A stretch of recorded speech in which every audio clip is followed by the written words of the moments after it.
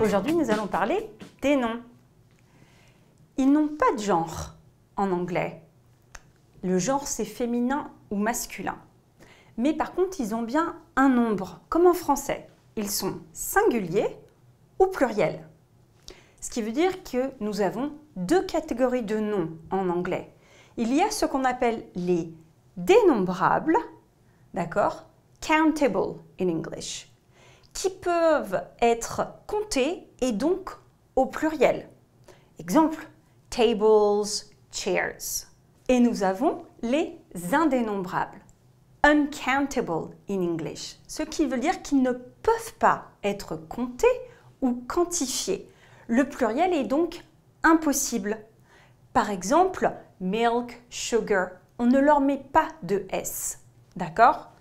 Maintenant, il faut faire attention parce que, en fonction du contexte, certains mots peuvent être dénombrables ou indénombrables. Exemple, chicken, le poulet. Si on dit j'aime le poulet, I like chicken, il sera indénombrable. Mais si vous voulez dire que vous avez des poulets dans votre jardin, on pourra dire I have chickens in my garden.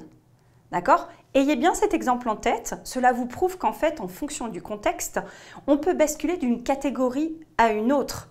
Et autre chose, il ne faut pas non plus utiliser son instinct de français pour se dire « Oh, ce mot va dans cette catégorie ou dans un autre ». Non, ça ne marche pas comme ça, d'accord? Il y a toute une liste de mots, par exemple, sur lesquels les Français font beaucoup d'erreurs qui sont à connaître par cœur.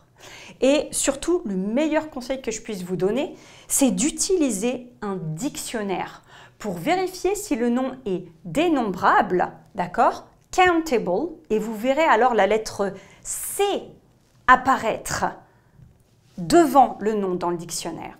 Ou alors s'il est indénombrable, uncountable. Et alors au niveau de la définition, tu verras apparaître la lettre U. C'est une différence qui est à faire puisqu'en fait cela conditionne l'utilisation derrière des articles qui peut générer des fautes. Donc surtout quand tu apprends un nom, apprends aussi s'il est comptable, d'accord, ou non comptable, ou uncountable, uncountable. De la même façon qu'en français, tu as dû apprendre s'il est féminin ou masculin.